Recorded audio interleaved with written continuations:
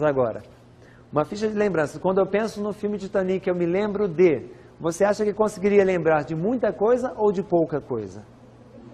Já está lembrando. Só de tocar no assunto já está lembrando.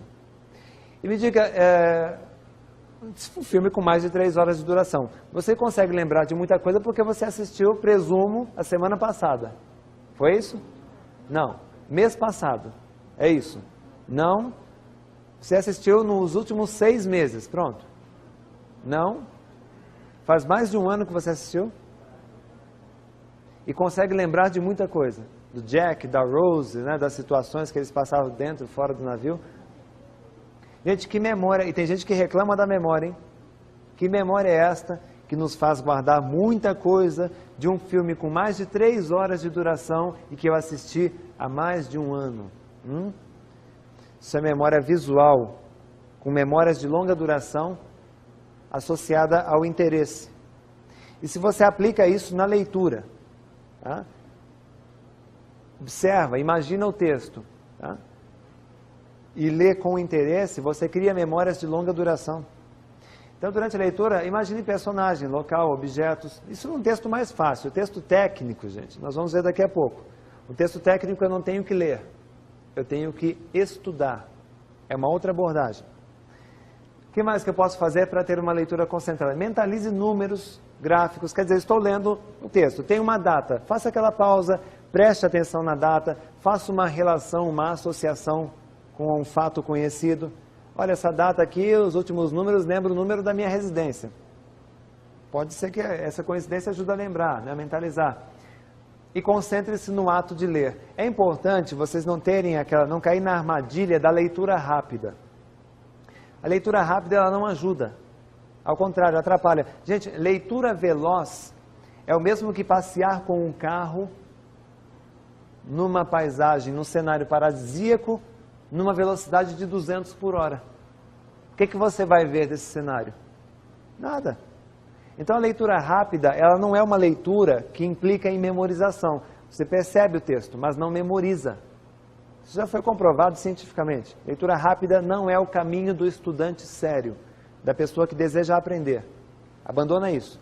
Nós temos que nos preocupar em ler bem, em ler com qualidade, em ter tempo diário de leitura. Bom, e fazendo isso com essa leitura concentrada, você vai colher os seguintes benefícios. Primeiro, redução do fluxo de pensamentos. Por quê? O hemisfério direito está ocupado. Ele não gera pensamentos aleatórios. Outra coisa, aumento do estado de concentração. É a típica leitura que você começa, muitas vezes, começa sem concentração. Conforme você vai lendo, você vai se concentrando cada vez mais. É como uma criança que lê Harry Potter. Livros de 700 páginas. Que às vezes você chama 2, 3 vezes e ela não presta atenção. Porque é o típico texto que induz a imaginação. E a criança em si, o jovem adolescente, ele já tem essa imaginação muito latente, né? O adulto às vezes perde isso, tem que resgatar, né? Menor percepção de interferências. A pessoa acaba não tendo percepção de barulhos, de ruídos em volta, né? E também potencialização da capacidade de reter informações. É o efeito Titanic. Você guarda muita informação por ler com os 2 hemisférios. Agora, se o seu problema é lembrar daquilo que leu, o que acontece com muita gente, tá? Você vai fazer exercício de fixação para se lembrar do texto. O exercício de fixação, tá? Tem 2 formas de exercitar. Primeiro, fazer perguntas ao texto. Terminei de ler um texto. Faço algumas perguntinhas. O que foi que eu li? Quem está envolvido? Quando aconteceu isto? Onde? Como? A conclusão do autor? Vou refletir, pensar a respeito. Eu concordo com isso? Por quê? Ou eu discordo disto? Por quê?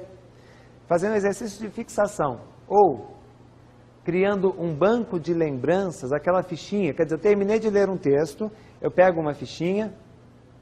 Tá? Quando eu penso no texto que eu acabei de ler, eu me lembro de... Aí você vai organizando as ideias. Sabe o que acontece quando você faz perguntas ou um banco de lembranças? Você retém mais de 70% do que leu. Deixa eu contar um segredinho, gente. Pessoas que leem um texto, um capítulo de um livro, que seja, uma parte de um capítulo, e imediatamente após a leitura faz exercícios de fixação, eles conseguem reter mais de 70% do texto lido. Agora veja, terminei de ler um texto, fecho e vou para a cozinha, vou para o quarto, vou fazer outra coisa. Perderei mais de 70% desse texto. Não haverá retenção. Então aquelas pessoas que reclamam, olha, eu leio livros, eu leio textos, mas não lembro do que leio. Natural, não faz nenhum tipo de fixação. Quer dizer, é coisa de 30 segundos, de um minutinho, você tem o quê? Mais de 70% da retenção. Tá? E isso te ajudará a criar uma memória forte.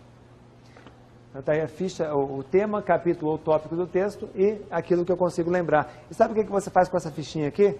Vocês que estudam, você guarda para revisar futuramente, antes da prova. Ao invés de pegar o texto, o livro, você revisa aquela fichinha, onde se eu consigo comentar cada uma das ideias que eu relacionei, se eu consigo falar a respeito, isso significa que eu me lembro da matéria. É fácil estudar, tem que aprender a perguntar para a memória. Tá? As perguntinhas-chave e a ficha de avaliação, a fichinha de lembranças, lhe daria o quê? Seria o exercício de fixação e, como um todo, essas ideias dariam o seguinte quadro. Veja só, para uma leitura concentrada, tá? O antes, a preparação, aquilo que eu faço antes de iniciar a leitura, determina o meu grau de concentração. Tá? Aquilo que eu faço após a leitura, depois da leitura, determina a recordação do texto, a memorização do texto. E a leitura em si, gente? A leitura em si tem que ser uma leitura atenta, sem pressa e com qualidade. Então lembre-se sempre disso. O que você fizer antes de ler, garantirá a concentração. O que você fizer depois de ler, após a leitura, garantirá a memorização. E a leitura em si tem que ser uma leitura de qualidade, sem pressa. Bem feita. Bom, agora vamos falar dos textos difíceis, das matérias complicadas, aqueles textos técnicos. Bom, hoje nós vivemos na era do conhecimento e você pode ser um autodidata, você pode aprender sozinho, por seus próprios meios. E muitas vezes você cai naquelas matérias que nunca estudou antes. Observe como pensam, como raciocinam os melhores estudantes, gente, aqueles nota 10 em provas, vestibular e concurso. Como que eles raciocinam quando vão estudar?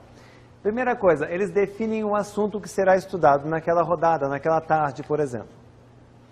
Uma hipótese, hoje eu vou estudar regras gramaticais, língua portuguesa, o uso da crase. Ele pega aquela matéria e primeiro ele verifica se conhece, entende ou domina o assunto. Como é que eu faço para verificar se já tem um conhecimento prévio? Banquinho de lembranças. Né? Eu tento me lembrar de qualquer tipo de informação. Se ao verificar que entendo e domino o assunto, se for um sim a resposta, quer dizer, olha, eu já estudei isso, já compreendo, o que você terá que fazer? Apenas uma revisão geral daquela matéria, tá? E depois uma revisão programada, se for muito complexa, revisar no futuro. Quer dizer, depois disso estarei pronto para a prova. Numa segunda hipótese, agora eu vou estudar conhecimentos gerais, a globalização. Antes de abrir meus livros, eu faço a fichinha, tá, de lembranças para verificar o quanto eu sei. Lembrei de muita coisa, não preciso nem estudar, lembrei de pouca coisa, tenho que voltar para os livros. Mas o fato é que eu lembrei de muita coisa. Se a resposta for sim, novamente eu reviso os tópicos principais, reviso também no futuro se necessário, estarei pronto para aquela prova. Numa terceira e última hipótese, agora eu vou estudar direito tributário. Problema, sou formado em educação física. Quer dizer, eu conheço, entendo, domino essa matéria? Não, nunca estudei antes. Então o que eu tenho que fazer, gente? Se eu nunca estudei, eu tenho que fazer um estudo detalhado para eu aprender e dominar. Então eu começo a estudar aquela matéria. Leio os textos, tento interpretar, terminei, faço uma autoavaliação. O que seria autoavaliação? Novamente, banco de lembranças, perguntas para minha memória. Se eu me autoavaliar, eu percebi que não aprendi, que não entendi, eu volto e estudo de novo. Terminei, faço novamente a autoavaliação. Se eu sentir que não aprendi, eu volto e faço novamente, estudo novamente. Agora, se aquilo não está entrando na minha cabeça, o que eu tenho que fazer? Vou verificar, consigo estudar sozinho? Tenho material suficiente? Preciso de ajuda para aprender? Aí, neste caso, eu busco ajuda, volto a estudar, faço a autoavaliação e pergunto, agora entendo e domino a matéria? Se a resposta agora for sim, Terminou no sim o processo? Depende, tá, gente? Depende. Se o uso daquela matéria, daquele estudo for a curto prazo, a prova é semana que vem, daqui a 10 dias, o fato de ter compreendido, suficiente, resolvi minha vida. Se o uso for a longo prazo, depois de ter compreendido, devido à complexidade, eu volto e reviso mais algumas vezes. Tá?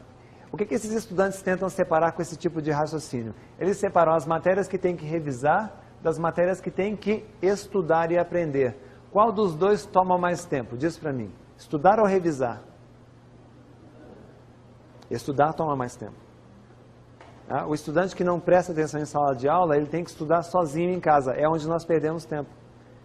O estudante que presta atenção em sala de aula, em casa ele só revisa a matéria. É mais rápido. Tá? Agora, se você está estudando sozinho, a pergunta que fica é essa. Como se estuda? Como eu posso tratar essa matéria? Bom, e aí, essa pergunta, como estudar, seria respondida por uma etapa, por uma sequência de hábitos positivos. Vejam só, aquela matéria, aquele texto complicado, a primeira coisa eu tenho que fazer o que nós chamamos de primeira leitura, que é a verificação do grau de dificuldade do texto e do tempo necessário gasto naquele estudo. O que seria uma primeira leitura? É o que nós chamamos de passeio ao shopping sem levar dinheiro. O que você vai fazer no shopping sem levar dinheiro? Vai só olhar. Então eu tenho aqui um texto para eu estudar, que eu vou só olhar. Olha, o autor fala disso também, aí ele tem aqui um gráfico, tem aqui um caso, depois tem uma fotografia, quer dizer, eu estou dando uma olhada no texto, o que eu vou encontrar pela frente. Grau de dificuldade, se precisarei de um dicionário, se eu tenho que fazer um rascunho. Tá? Fiz a primeira leitura, voltei e faço agora a segunda leitura. Essa é a leitura normal, é aquela leitura reflexiva. É o que nós chamamos de leitura do filósofo. Sabe como que o filósofo lê? Ele lê um trecho de um livro, aí ele faz uma pausa, fecha o livro e começa. Pensa, analisa, pondera, questiona, ele interpreta o texto, ele digere aquela matéria, ele entende. Quando ele compreende mesmo, ele abre o livro e continua. Isso é uma leitura reflexiva. E sabia que é isso que nós temos que fazer, gente? Em nossos textos? Isso é ler com qualidade. Eu leio, assimilo o conhecimento, o conteúdo e dou conta de explicar a uma outra pessoa. Basicamente é isso que eles fazem. Fiz a primeira leitura, a segunda leitura, agora farei a minha primeira interpretação. E aqui nós estamos falando de textos técnicos. Primeira interpretação seria um banco de lembranças ou novamente as perguntas-chave. E se isto for o suficiente para você compreender aquela matéria, gente, terminei, passo para o capítulo seguinte. Agora, se você fez a primeira leitura, a segunda leitura, a primeira interpretação e não entra na tua cabeça aquele assunto, você volta a ler e ainda assim não entra na tua cabeça, é sinal que a matéria é muito complicada.